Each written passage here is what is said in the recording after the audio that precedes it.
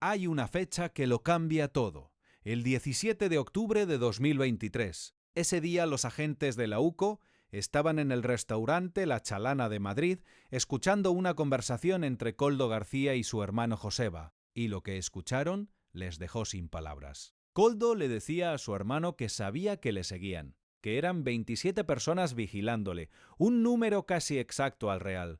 ¿Cómo lo sabía? Porque Pedro Sánchez se lo había dicho. El presidente del gobierno había recibido la información desde la Fiscalía General del Estado y se la había pasado a Koldo. Y Koldo y Ábalos usaron ese chivatazo para montar una trampa que podría destruir el caso más importante de la democracia española.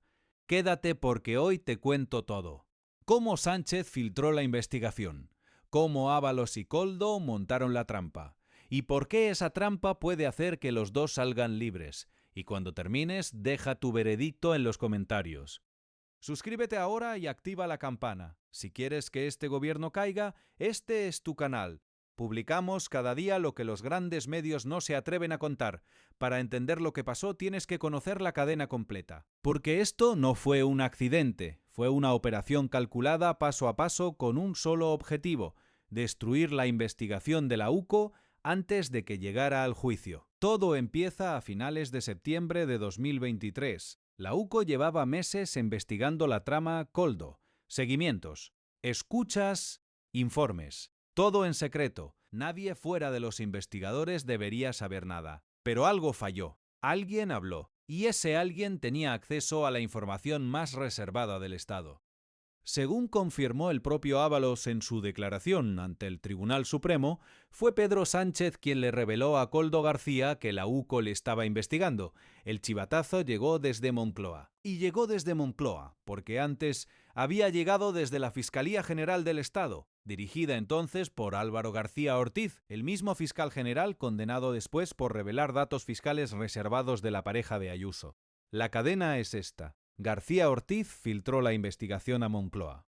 Sánchez se lo dijo a Koldo, y Koldo se lo contó a su hermano Joseba en el restaurante La Chalana, sin saber que la UCO tenía ese restaurante pinchado, sin saber que sus propias palabras iban a quedar grabadas y convertirse en una de las pruebas más explosivas del juicio. Eso es lo que escucharon los agentes ese 17 de octubre. A Koldo diciendo que le seguían 27 personas, un número que se parecía demasiado al real como para ser una coincidencia. Y la UCO llegó a una conclusión devastadora: había un topo. Alguien dentro de las fuerzas de seguridad del Estado estaba pasando información a los investigados. Auditaron todas sus bases de datos, revisaron cada acceso. No encontraron ninguna brecha interna. La filtración no venía de dentro de la Guardia Civil, venía de mucho más arriba, de la Fiscalía, de Moncloa, del presidente.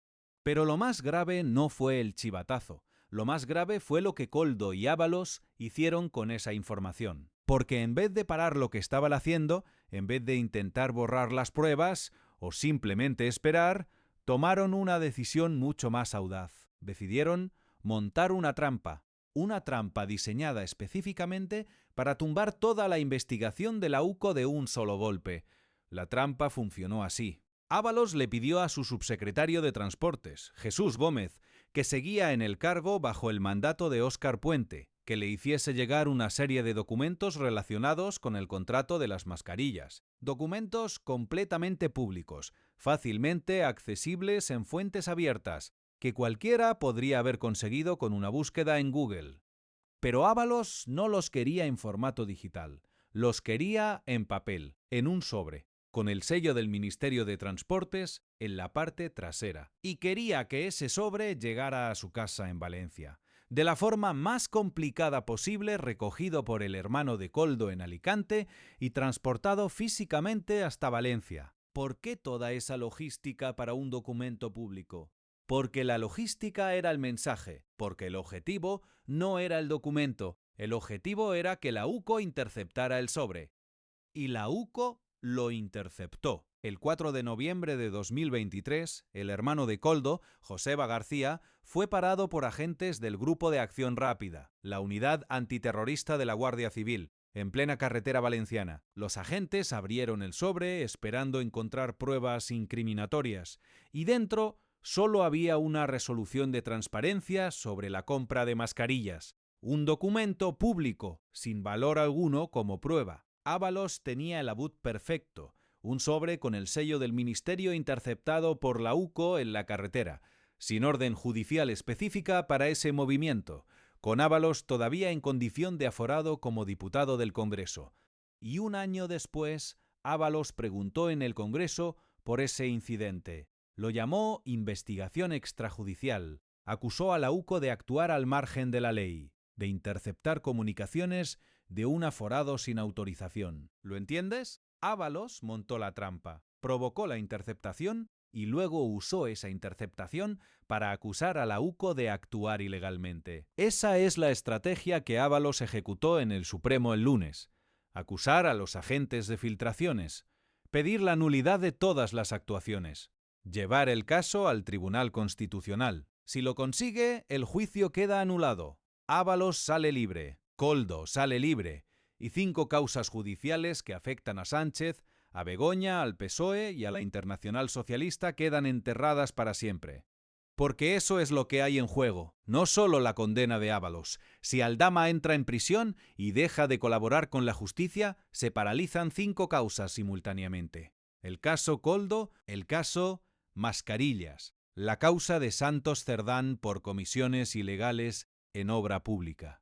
La investigación de la financiación ilegal del PSOE con petróleo venezolano de PDVSA por valor de 250 millones de dólares. Y el caso Begoña con los edificios de la SEPI. 5 causas, 5 investigaciones que apuntan hacia arriba, hacia Sánchez, hacia su partido, hacia su familia.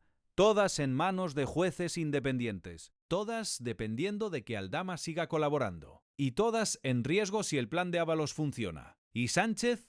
Sánchez sigue en Moncloa, sin dar explicaciones, sin comparecer en rueda de prensa, escudado en el silencio mientras su fiscal general intenta que no rebajen la condena de Aldama, el hombre que más sabe, y mientras su exministro intenta tumbar el juicio desde dentro.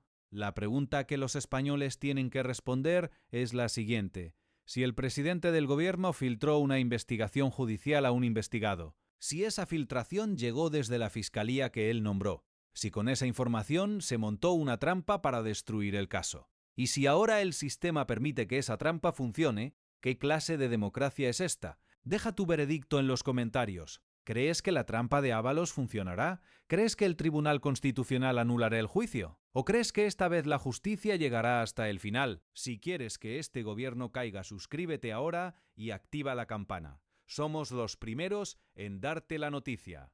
Cada día. Sin filtros. Sin censura hasta el final.